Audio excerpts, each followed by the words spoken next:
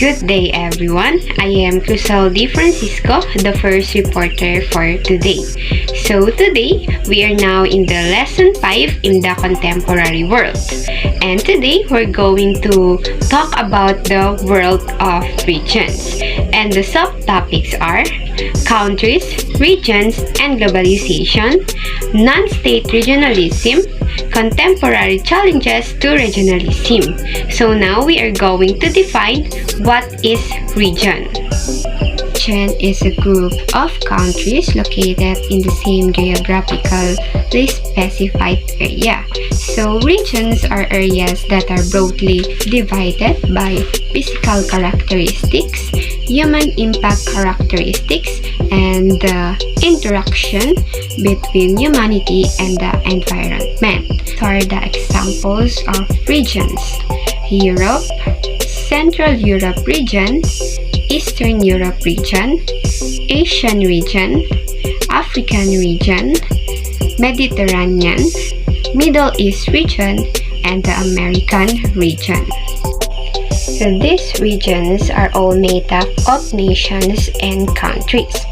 And now, we were going to define regionalism. So when we say a political process characterized by economic cooperation and coordination among countries, we mean this as a regionalism. So meaning to say, a political ideology, so it seeks to increase the political power or the influences of the people of one or more subnational region. So it's often seen as a potential and economic phenomenon. Regionalism is a process and must be treated as an emergent, socialized, constitute phenomenon. It focuses on the developmental of a political or social system based off one or more region. So it means that regions are not natural or given. Rather, we are constructed and defined by political makers and economic actors and given social statements. So the next reporter is Miss Christine. She will be discussing about the countries, regions, and globalization. Good day to each and everyone. I am Christine Francisco, the second reporter, and the topic that I will be discussing is all about countries, regions, and globalization. So, according to Edward D. Mansfield and Helen V. Milner, state that economic and political definitions of regions may vary, but there are certain basic features that everyone can agree on. So, regions are a group of countries located in the same geographically specified area. Regions, a combination of more than two regions, the overseas flows, and policy choices. Regions are a group of countries located in the same geographically specified area. For example, the China offers its cheap and huge workforce to attract foreign businesses and expands trade with countries it once considered its enemies but now sees a market for its goods. For example, the United States and Japan. Singapore and Switzerland compensate for their lack of sources by turning themselves into financial and banking hubs.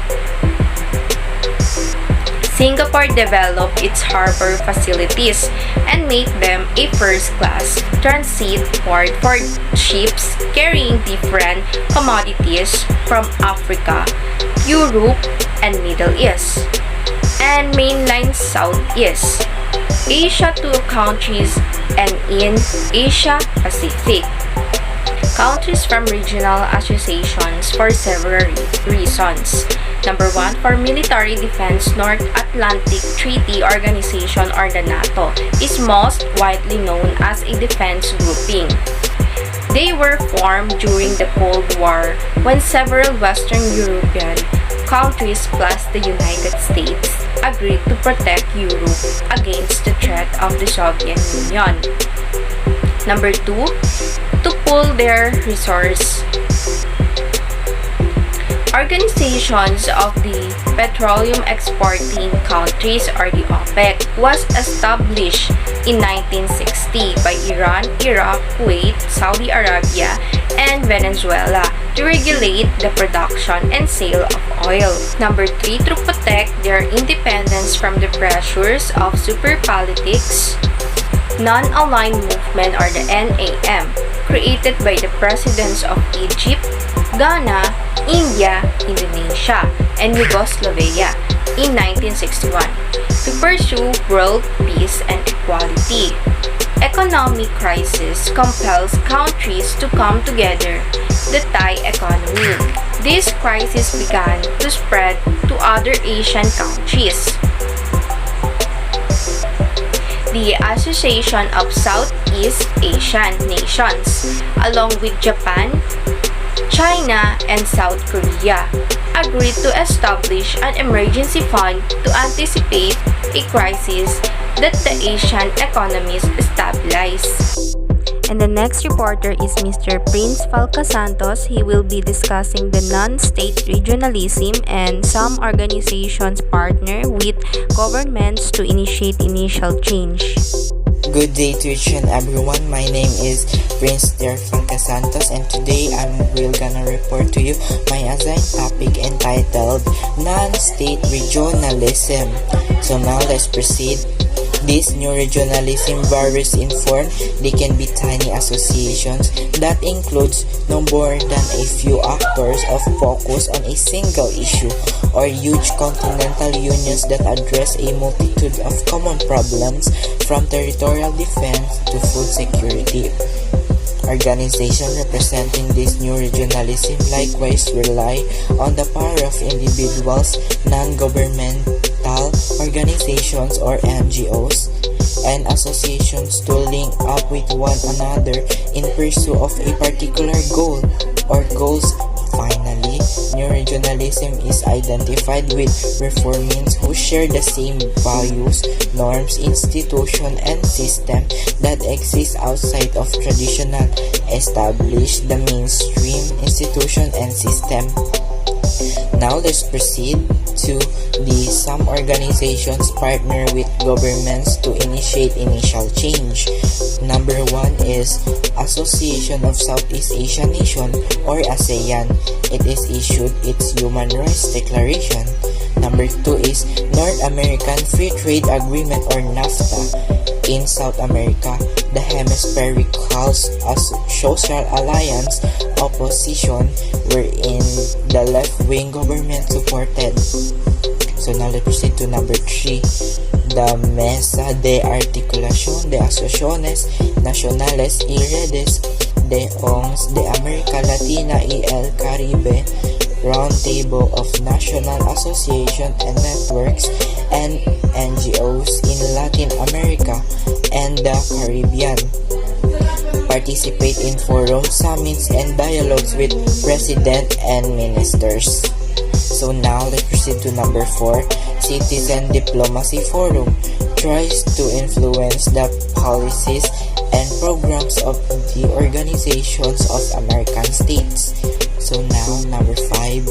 ASEAN Parliamentarians for Human Rights prevent discrimination, uphold political freedom, and promote democracy and human rights throughout the region.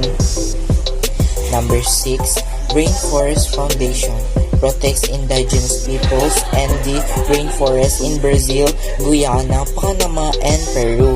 So now number 7.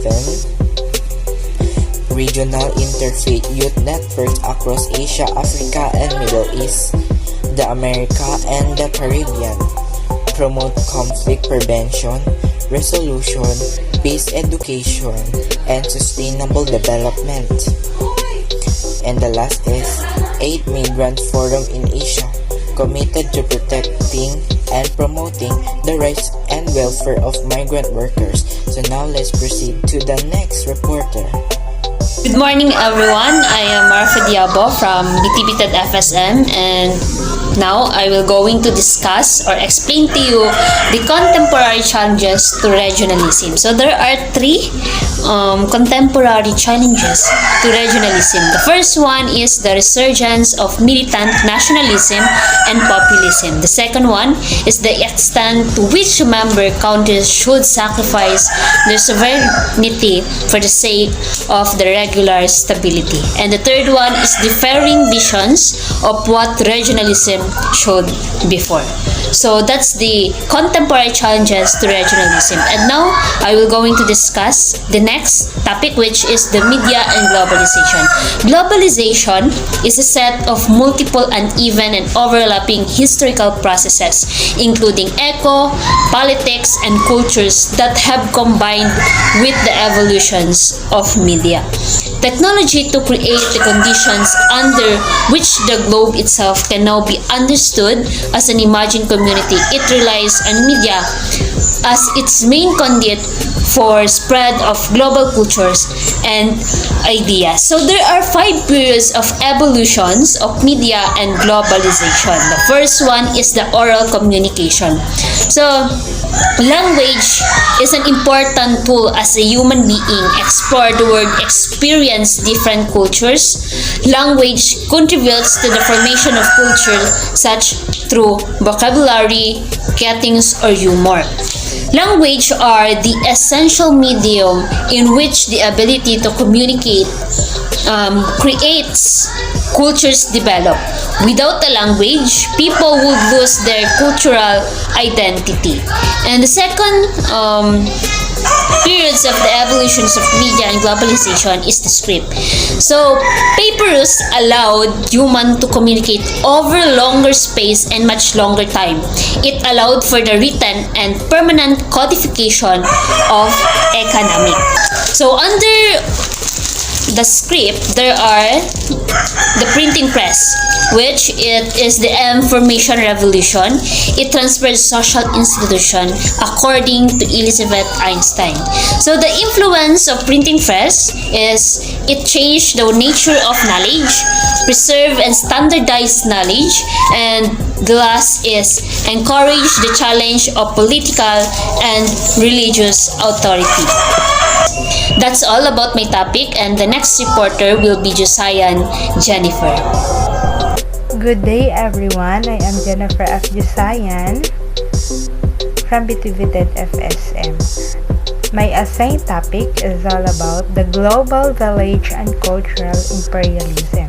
So when we say about cultural imperialism, it is an anthropology, sociology, and ethics, the imposition by one usually politically or economically dominant community of varying aspects of its own culture and to another non-dominant community. So what is cultural imperialism? Also media globalization coupled with American hegemony would create a form of this. Herbert Skyllard argued that not only was the world being Americanized, but that is the process also led to the spread of American capitalist values like consumerism. John Tomlinson, cultural globalization is simply a euphemism for Western cultural imperialism since it promotes homogenized, westernized, and consumer culture. In critiques of cultural imperialism, we have Len Ang studied. So it is the ways in which different viewers in the Netherlands. So next, we have Elihu Katz and Tamar Liebes decided to push Ang's analysis. They argued that texts are received differently. Social media and the creation of cyber ghettos. So Women's March was against Donald Trump began with a tweet from a Hawaii lawyer and became a global movement. So splinternet where various bubbles people place themselves in when they are online. And now we're here in cyber balkanization. So, Vladimir Putin was a Russian dictator who hired armies of social media to manipulate public opinion, intimidation, and the spreading of fake news. And next, we have trolls, are paid users who harass political opponents. So next, we have the global online propaganda. It is the biggest threat to face as the globalization of media deepens. Technologies of mass communication. So we have a print media, broadcast media, and digital media. So print media is like a books, magazines, and newspaper. So in the broadcast media, we have radio, film, and television. In the digital media, we have also the internet and mobile mass communication. According to Marshall McLuhan, the medium is the message. He is used his analysis of technology to examine the impact of electronic media. So now we proceed to the television. Television shapes the social behavior of users and reorients family behavior. Papyrus is a form of writing started in Egypt. And the last is cell phone. Cell phone, which is to expand people's senses. That's all, and thank you for listening. And that is all about the world of region. I hope you have learned something about this lesson. Thank you for watching.